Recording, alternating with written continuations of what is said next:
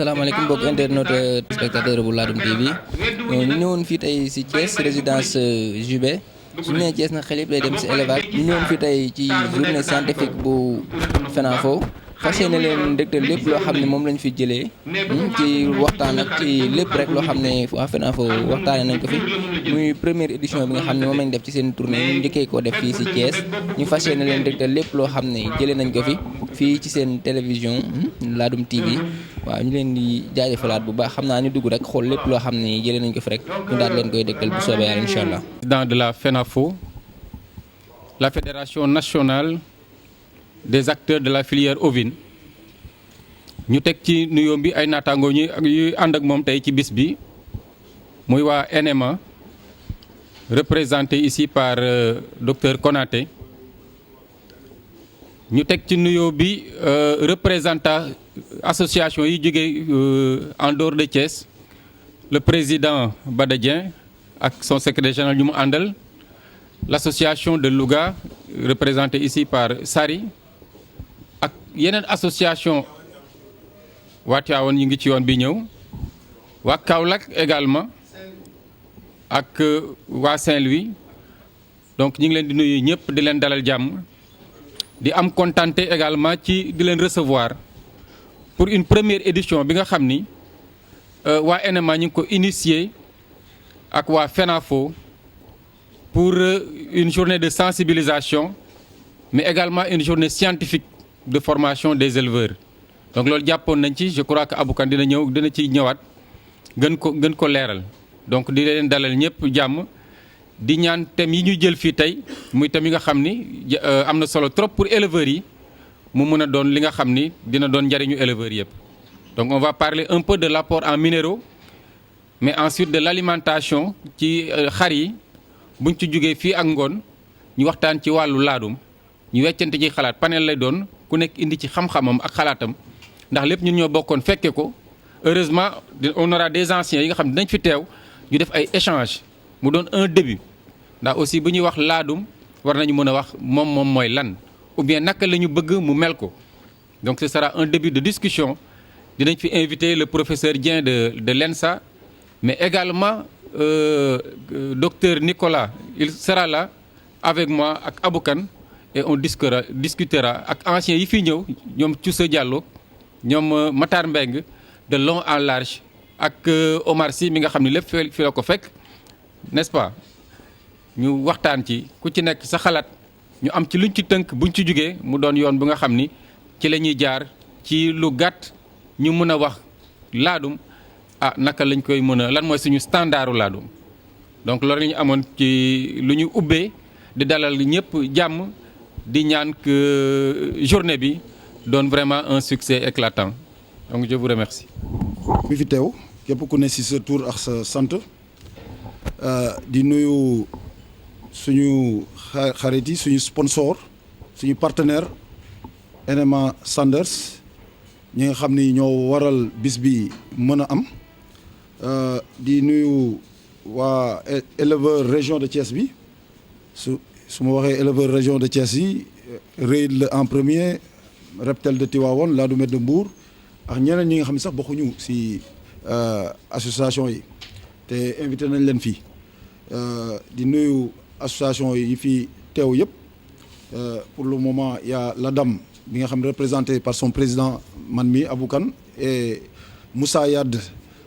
bi nga xam ni moo yor commission président adjoint commission organisation bu ADAM ak Ngagne Diène aussi adjoint président commission communication bu ADAM donc Reyd moom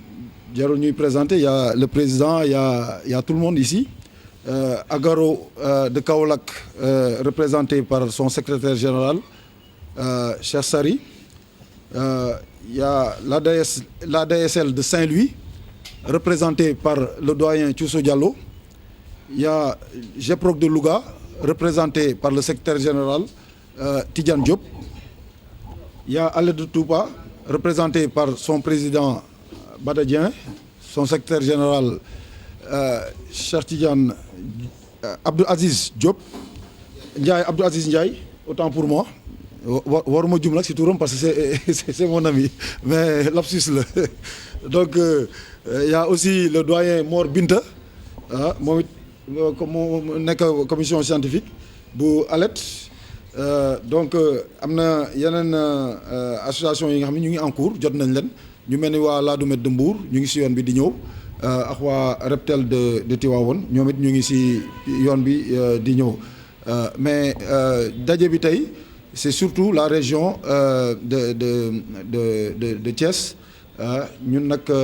yeneen association yëpp seen gan lañu tey yenn aye te loolu nag tey ndaje bi dafa dugg ci cadre programme d'activité wu FENAFO fédération nationale des acteurs de la filière ovine bi nga xam ni man maa ko jiite te ñu sos ko depuis 2011 fii à Thiès te ñuy ngeen may ma tuuti rek ma xaw a laal tuuti ci histoire boobu dañu pendant 2 ans de 2009 à 2011 avec si demande du ministère bi ñu commencé di koy dox di dox pour teg fédération bi parce que ministère bi nu mu organiser woowe ñoom dañu bëgg organiser éleveurs yi par filière par filière parce que boole éleveurs yëpp ñi nga xam ne bokkuñu lu ñuy def loolu dafay jafe mais suñu organiser éleveurs yi nga xam ne ñoo nuroo li ñuy liggéey ci lay liggéey bi di gën a yomb moo tax ñu soxla woon organiser leen par filière ovine filière bovine filière équine filière avicole ak yooyu filière porcine donc noonu lañ ko defee bu si nekk ñu defal la fédération si noonu nag la ñu ministère bi sollicité woon pour ñu organiser ko ñu organiser wu jéem a def fédération bi ñu koy dox di koy dox pendant 2 ans ba 2011 ñu def fédération boobu fii à Dakar à Thiès bi ñu ko defee à l'époque les associations qui existaient ñoom ñoo si nekkoon à l'époque yi existé woon mooy Adam bu Dakar mooy Réid de Thiès Agaro de Kaolack GEPROC de Louga ASPEM bu Saint-Louis ALET de Touba donc ñooñu ñoo ko sosoon ñooy période boobu parce que ñoom rek ñoo fi nekkoon boobu en plus de ñooñu nag comme filière ovine la ñu wax am na l'élevage le secteur extensif ñoom tamit dañuy yëngu ci filière ovine bi muy maison des éleveurs ñoom tamit ci la ñu bokk ak le directoire national des femmes en élevage bu Dieynaba Sidibé donc ñoom ñëpp ñu ngi fa woon ñu def bureau bi jiital suñu doyen suñu président Kifa Gueye mu yor ko depuis boobu nag ba daaw yàlla def ñu renouveler bureau bi teg ma porté ma à la tête de la fédération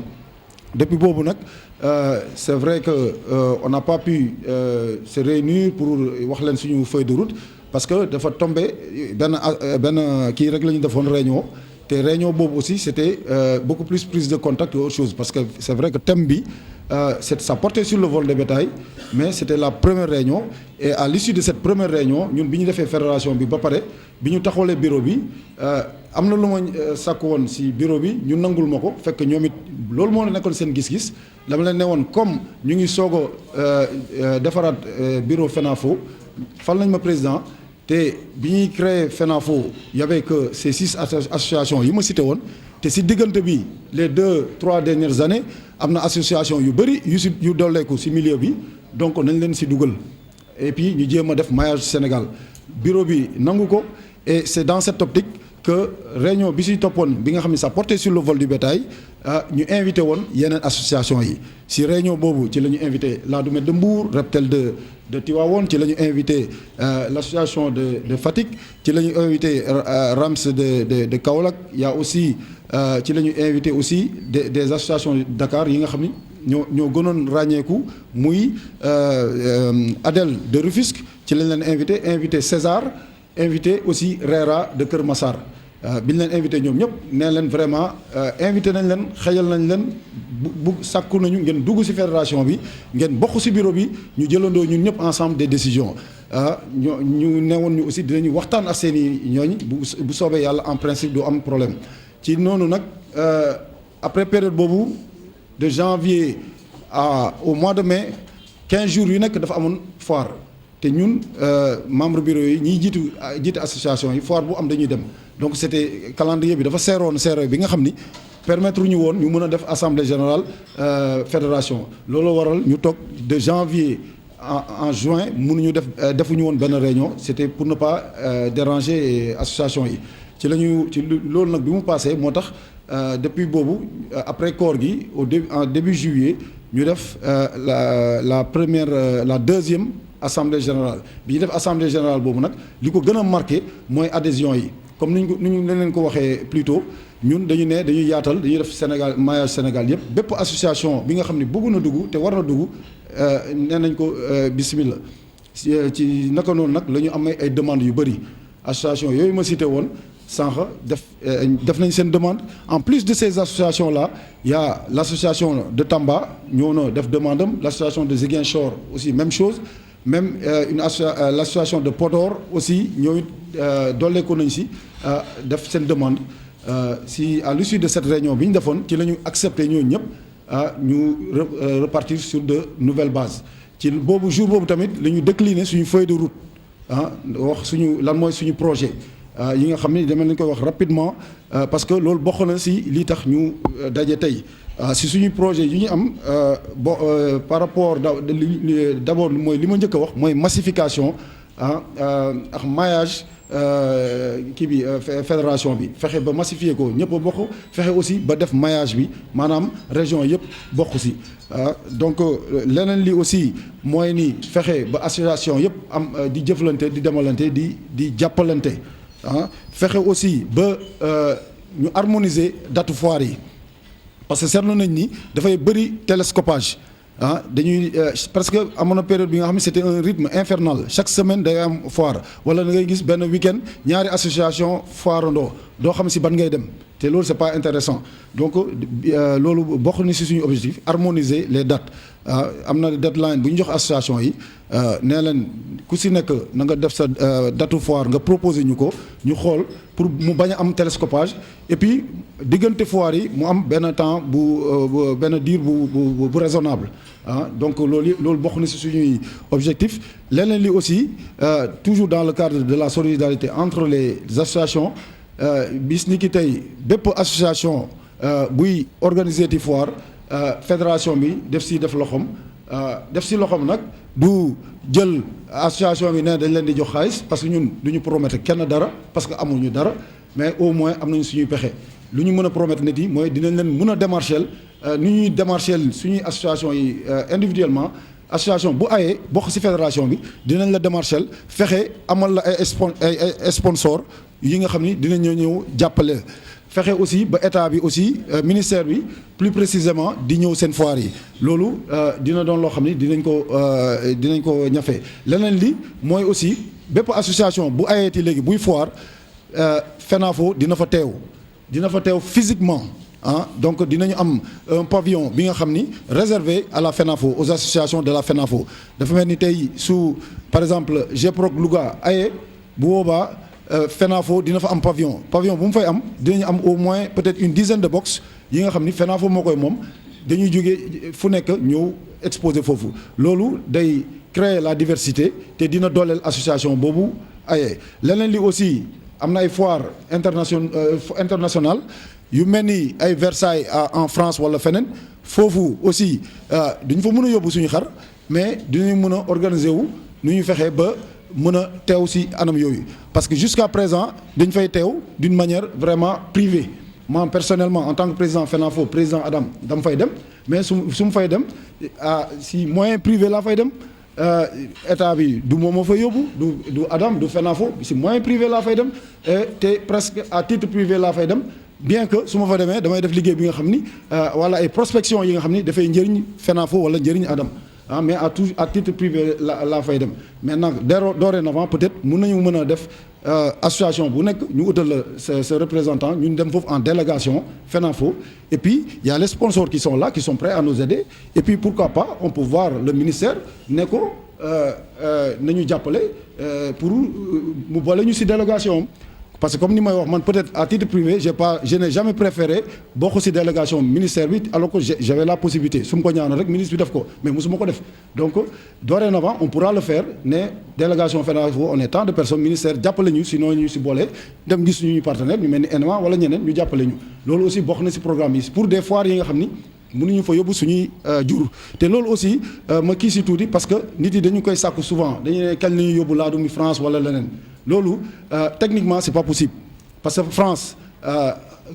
pour jur dugg foofu il faut nga signer ay convention ak ñoom te convention yooyu bokk na ci ñoom critères yi am na loo xam ne duñ ko caaxaanee par exemple dëkk bi nga xam ni am na lu feebar bu mel ni bi ñu naan peste des petits ruminants boobu tant que éradiqué woo ko sa dëkk ñoom français yi duñu nangu nga indi fa jur bu mu munte doon nag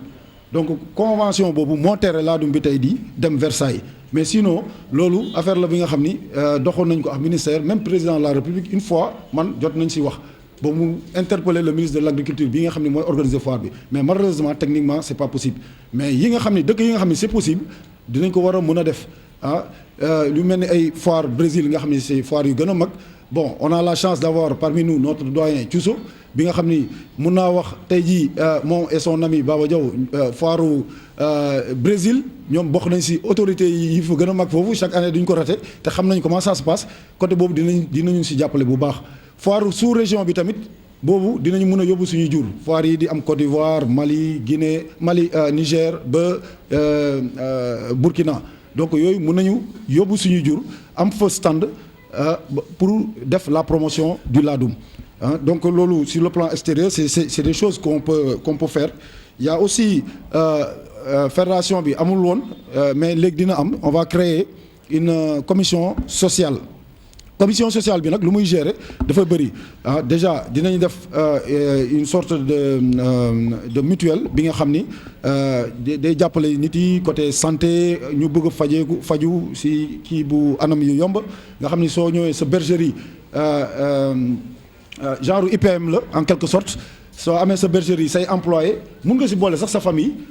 li ngay fay du bëri peut-être ku nekk da nga koy cotiser 2000 francs par mois ça permettra ku ci feebar nga mun a dem di koy mun a faj ci clinique yi wala ci hôpitaux yi gratuitement donc yooyu dinañ ko def aussi commission sociale boobu dina taxawal coopérative d'habitat bi nga xam ne dans chaque région dañuy coopérative boobu day lëkkaloo ak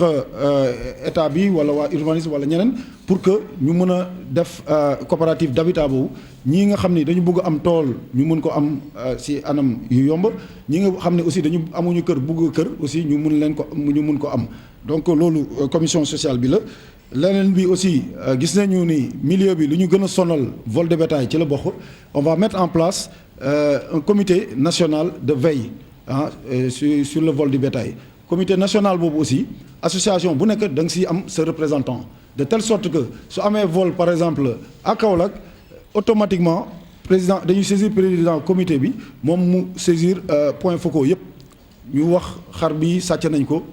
s'il le faut su ñu amee photo bi ñu paasante ko alerter tout le monde toutes les régions ku si nekk aussi suñu la alerter si sa région bi nga dem à la gendarmerie dem à la police ne leen bàyyi leen xel oto yi di romb ak yeneen dem def déclaration nga dem ci say mbokk éleveurs yi aussi déclarer leen ne leen am na xar bi nga xam ni nii la mel sàcc nañ ko ñu bàyyi ci xel donc en un laps de temps suñu sàccee xar peut-être en moins d'une heure de temps Sénégal yëpp dinañu am information boobu parce que comité de veille boobu suñ ko taxawee dinañ dem jokkoo ak ministère de l'intérieur dinañ jokkoo ak ministère de la justice dinañ jokkoo ak ministère des forces armées pour que les points focaux fi ñu nekk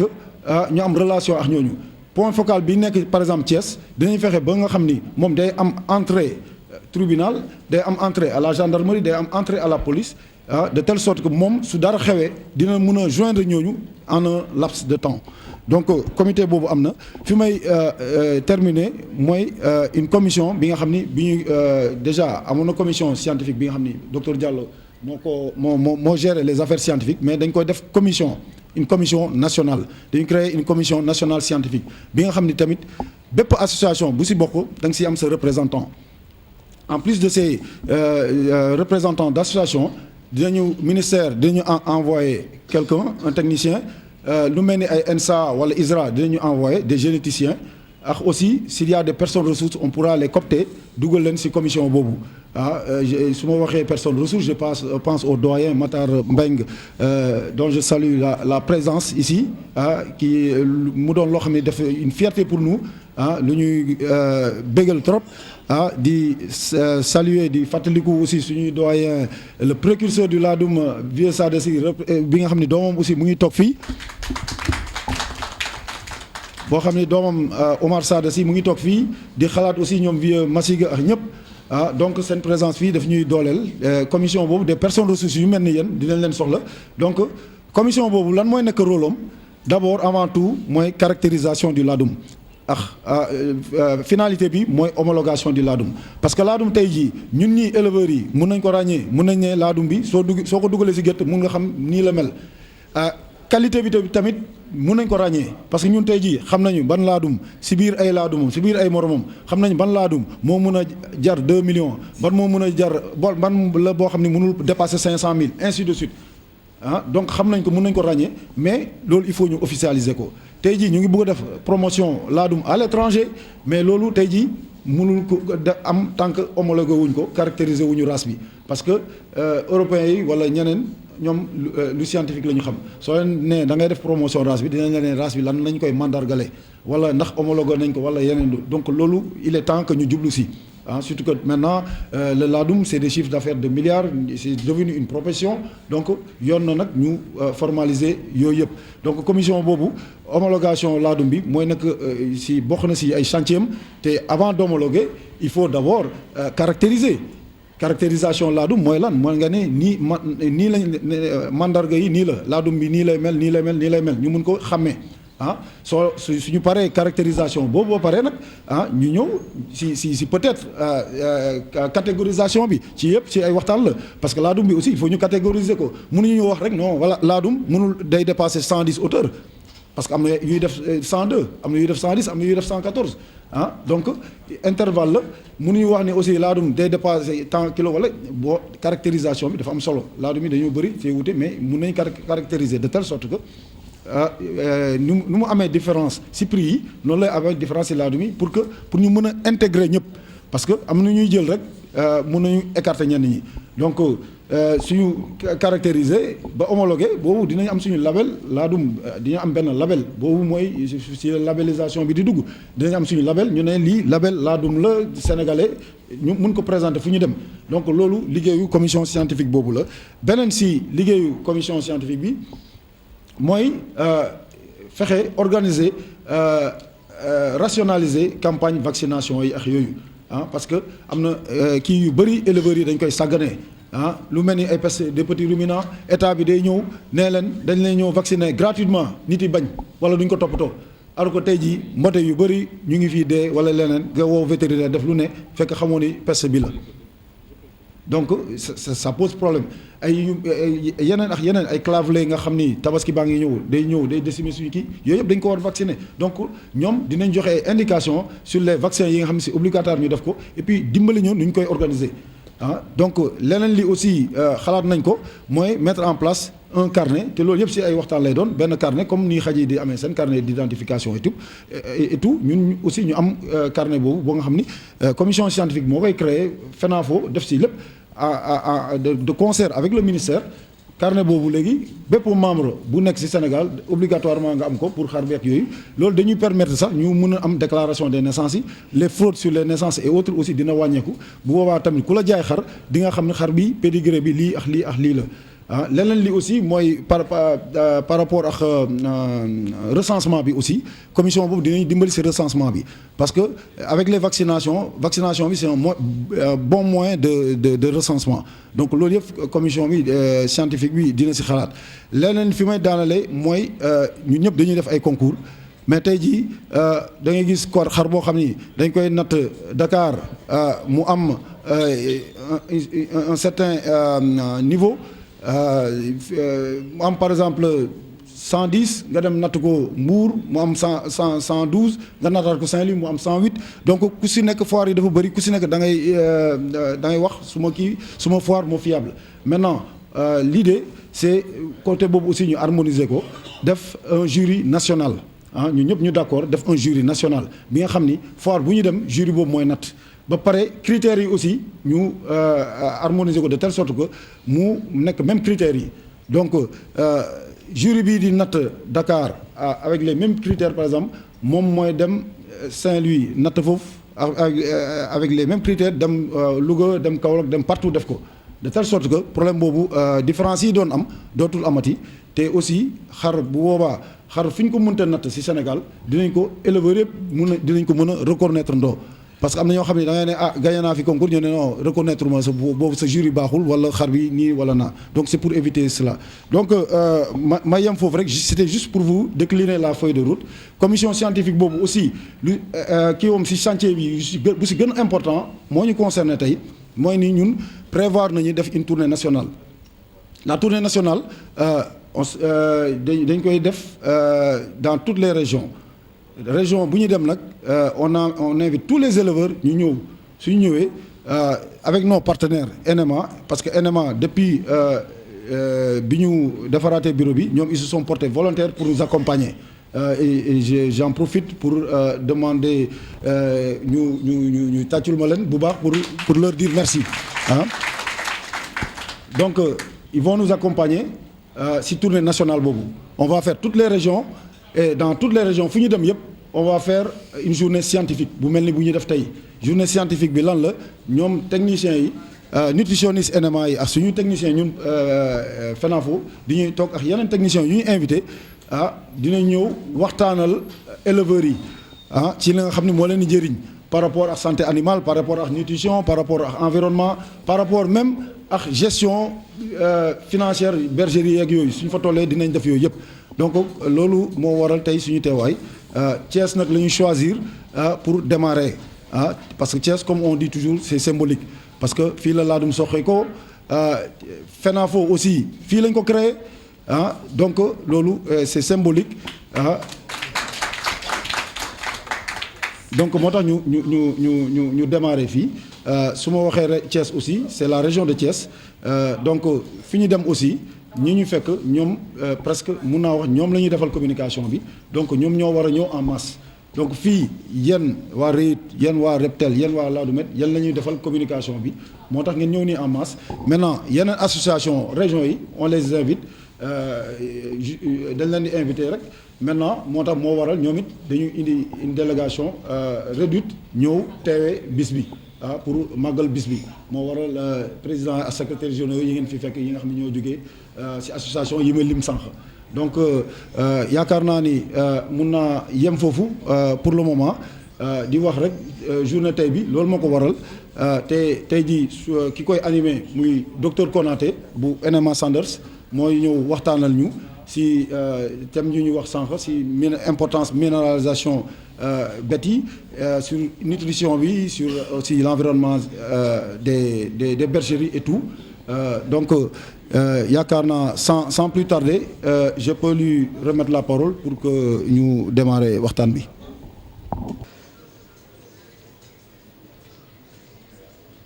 donc lii mooy état kii boo xoolee femelle bi lii mooy sa vie donc bu nampee colostrum bi bu nampee colostrum bi après nag dina mën di namp à chaque fois nga jàpp yaay ji muy namp parce que 10 premiers jours yi xar bi meew bi mooy aliment am donc ngay suivre la lactation parfois xar bi mamit mun na ñëw ci xar bi buy namp yaay ji amul meew muy xëcc di xëcc mun na ko gaañ ci ween bi donc loolu jar na surveiller nga yaakaar ni xar bi mu ngi nàmp alors que dafa mbote bi day xëcc amul meew muy mer xëcc ba def am góom gaañ yaay ji mu nekk porte d'entrée des germes donc après bu amee 10 jours am na case boo xam ne mën nañu wax case à agneau boobu ñu ngi ko gis léegi ci éleveurs yi bii mooy kii bu ñu leen jox fiche ñu leen jox léegi nii am na case à agneau boo xam ne dañ koy def ci gétt yi léegi boobu dina permettre mbote bi mu teel a lekk kii bi concentré bi parce que tam lu tax ñu def kii bi tenoon laadum diamètre 3 mooy mbote bi su amee 10 ba 15 jours dina ci mën lekk parce que bi ci teelee lekk avantage yi mooy moom dina gaaw a fer parce que xar ñu koy feral suivant son poids parce que xar su amul yenn poids yi mënoo ko feral donc bu lekkee concentré bi à partir de très tôt dina mën a am poids boo xam ne day teel a fer ba pare yaay gi dina mën noppaliku pour mën a gaaw a tëbuwaat parce que xar bi su commencé lekk concentré bi rek muy ténor wala super laadum yaay gi dina mën a noppaliku parce que meew pour 1 litre de meew de lait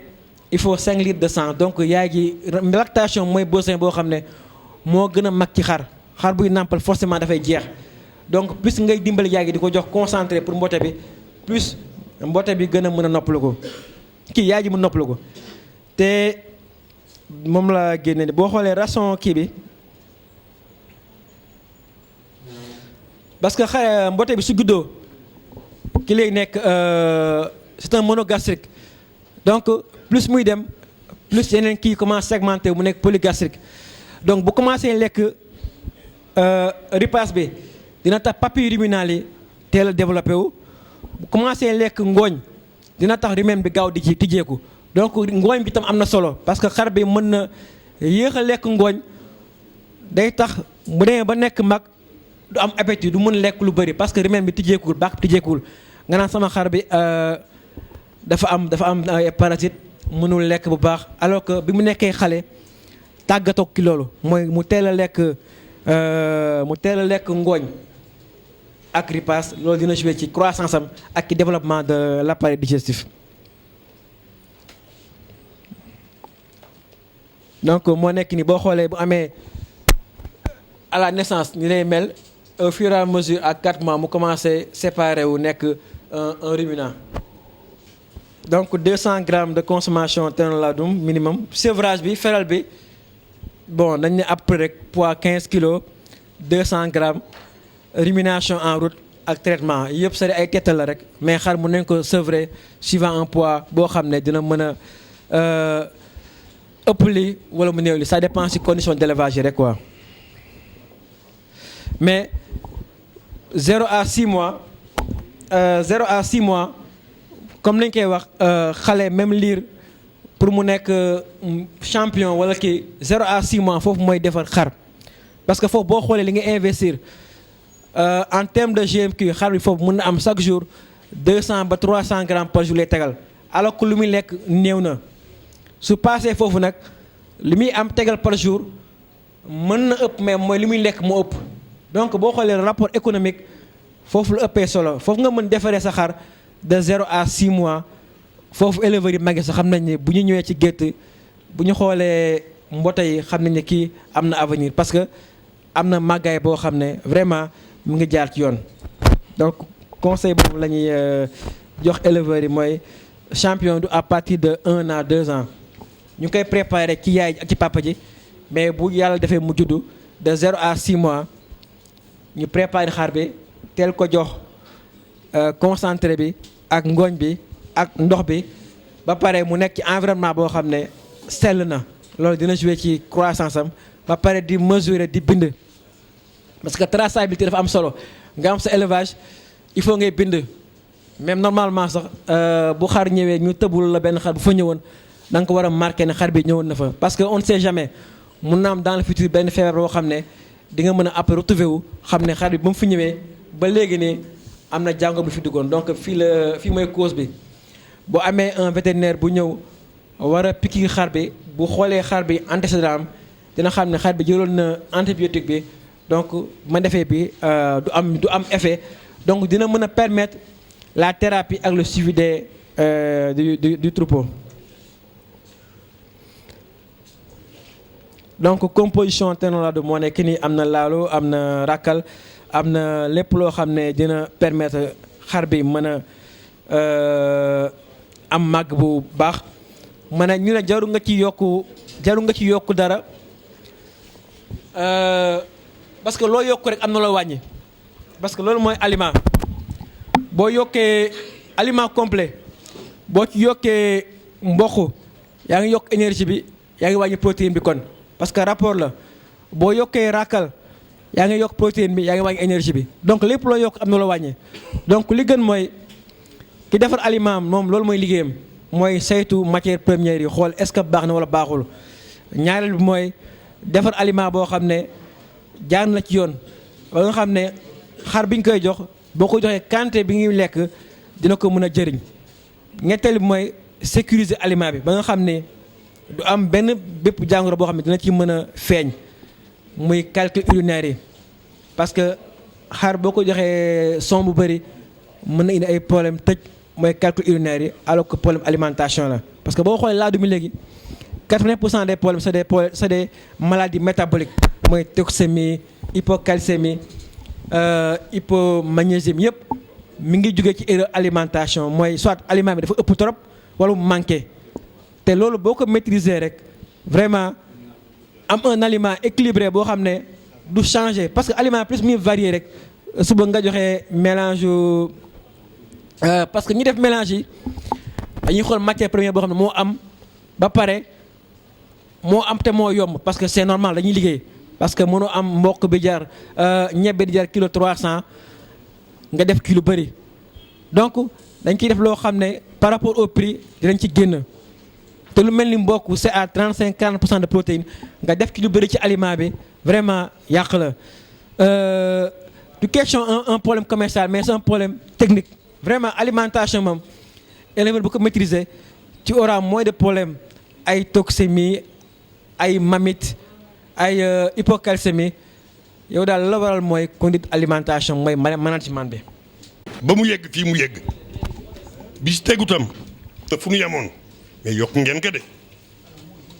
yokk ngeen ko li leen manqué rek mooy lii ngeen wax ngeen dindi tur laadum bi vraiment laadum moom leen ko laadum naar la moomu leen ko te am ngeen léegi race bu ngeen am léegi am ngeen race borom fan yu rëy yi genn bu gudd ak ba bopp bi am bekk am ngeen race wutal leen ko tur bu ngeen demee gànnaar yu ñu nangu seen laadum de laadum naara ko moom kon léegi créé ngeen quelque chose boo xam ni leer na ni créé ngeen ko man gis naa ko bokkul ak yi amoon donc wut leen tur jox ko ku ko jël ëllëg daa ngeen xam ne seen xar la ko kenn mais laadum moom raasu laadum fu ngeen dem fekk fa boo demee gànnaar fekk fa boo demee Toyentaan mooy capitalu laadum fa la laadum dëkk mais wut leen seen créé leen seen raasu bopp boo xam ni créé ngeen ko ba pare wutal leen ko tur nan la war a tudd abu yow liggéey nga si lu bëri donc foo loolu recherche boobu man yéen a ngi def recherche maa ngi leen déglu bu baax a baax a baax yéen a ngi def recherche yéen a ngi def lu nekk xam nañ ko bu baax ñun nag daan nañ def recherche sax man je vous donne benn anecdote ma woon leen ko yàlla na ko yàlla yërëm góor gi ma si gëñ ngi dafa amoon xar yi bu ñu juddoo rek tànk yi dëng mu ni dan maa catu wut xaaw lu nekk takkal na ko xar yi ni dan nga catu te ba jamono boobu kenn dàqale ko woon xar mais man maa ñëw si race mën ko góor gi consanguinité nga am lii la daal consanguinité la mun ma lan mooy loolu moo expliqué mën ko dégg ma wutal ko kuy ma dem gànnaar indil ko benn kuy bu këtt genn jox ko ni ko fexeel lu mu bon ba mu tëb fi ñaari xar wala ñett bu juree nga xool xar yooyu juddu yéem ka donc jamono boobu c'est 78 79 jamono boobu xam nga yàgg na nu yeggoon foofu yoolu xool la observer ki la dàq muñ ki la dàq observer moo la dàq yar faut observer te muñ tam man si xar laa jàng muñ donc man dama leen di gërëm di leen sant di gërëm waa Thiès yi maa ngi gis Amadou Ndiaye cuuse mais gërëm naa leen bu baax a baax a baax a baax a baax nguure nag mooy sama moom moo may yëgal donc danaa ko gërëm lu xew moo may yëgal di ma téléphoné di ma booleeg nit ñi mais daal gis naa ni yokk ngeen ñun fa nu toll woon kii papaam man moo doon sama maître dama koy topp ba ajjuma bu nekk man armeelam ñaanal ko donc kooku am naa wëllëre ak moom du bàyyiwuma moo doon sama maître moo ma jàngal xar laa dum bu duggee si dëkk bi Sénégal amoon dàgg na fay dugg mais ràññee bi papaam ko fi indi te yéen a ngi wax mensuration man mës naa gis mu am benn laadum boo xam ne dafa gàtt nii la toll mais biñ ko pesé def na 115 kilos te dafa gàtt nii la tolloon wet gi gudd mais yéen da ngeen di wax laadum tant que guddul sànq rek du laadum loolu dañ koy wax dama koy dégg seen éleveurs yi ñu koy wax mais mën na gàtt nekk laa du papa amoon nag tour de cou bi loos bi rek daf la daan yéem sax si loolu ni mu toll xar boobu xam nga ñun suñu xar yëpp Dakar ñoo ko yóbbu góor gi ñuy wax Lamine Mbengue bi imprimerie Vendôme kooku xaru Thiès yëpp moo ko yóbbu yàlla ko yàlla yërëm moom tam mais góorgóorlu ngeen waa Thiès tam dem leen ba bakk leen yéene capital bi bàyyiwu leen ko ñun dañ leen ci gërëm di leen ci ñaanal yàlla ngeen gën a yokk mais Abou daal yaag docteur Diallo je vous encourage di leen ñaanal yàlla góorgóorlu ngeen yokk leen bu baax a baax wasalaam ngeen baal maak maa ngi remercier aussi organisateur rencontre bi muy FENAFO muy REIT maa ngi remercier aussi NMA pour seen exposé bi ñu def bon di regretter rek mais docteur Konaté yow lay waxal am na ay graphique yoo présenté fii bon commenté woo graphique yi da nga dérouler rek mais commenté woo graphique yi quoi am na ci partie yoo xam ne qui était c'était intéressant quand même nga commenté ko n'est-ce pas si voilà bon sama question yi nag ñaar lañu première question bi moo di colostrum première question bi moo di colostrum bi ñuy wax ci xar boo xam ne muy dooru am doom colostrum bi ñaata temps lay durer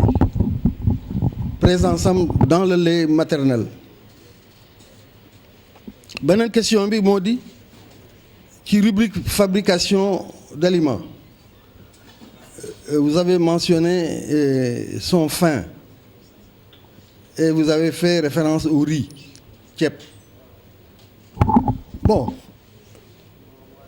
il y a des cas que j'ai vécu à Saint-Louis en 2012 bon des cas yoo xam ne c'était des cas d'occlusion urinaire c'est-à-dire xar bi dafa tëju woon mënatul woon saw bon analyse yi ñu def woon en son temps dafa indiqué woon ne aliment bi ñu ko bi xar yi doon jël c'était à base repas bi ñuy wax xont saako bu verte bi te dañuy waxoon ne sac repas boobu dafa am son de riz te son de riz en fait dafa am ay silice waaye silice ay cristaux yu fin la quoi doo ko gis ci ni bët même boo solee ay lunettes bon mais cristaux yooyu dafa am inconvénient bu mag ci jur bu góor muy nag muy xar parce que ci urètre bi dafay déposé wu su fa déposé woo dafay créer quand même li ñuy wax occlusion jur bi dootul mën a saw voilà et la conduite est longue am na ay cas yoo xam ne dafay ñëw ba ci partie bi muy sawee le fil là bon boo ko jàppee bës ko mën nga ko écraser xar bi continuer saw mais le cas le critique moo di dépôt yi nga xam ne mu ci urètre bi kooku mënoo ko dindi waaw kooku nag dafay rey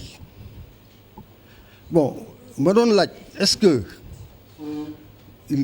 bu dee utilisation son de riz kenn mënu ko bañ a def est-ce que amul une technique pour sortir extraire ces cristaux-là pour que mu bañ a gàllankoor te en fait gàllankoor bi ci jur bu góor rek lay intervenir parce que jur bu góor saw bi muy génne dafa fin bu dee jur bu jigéen fi muy génne moo gën a large donc amul impact négatif ma doon laaj nag vraiment parce que dafay def ay dégâts moi j'ai vécu même avec docteur Sil bi nekk à Saint-Louis à l'élevage vraiment c'est des cas qu'on a vécu et ma bëgg a xam en fait qu'est-ce qu'il faut faire par rapport à cette situation? Je vous remercie.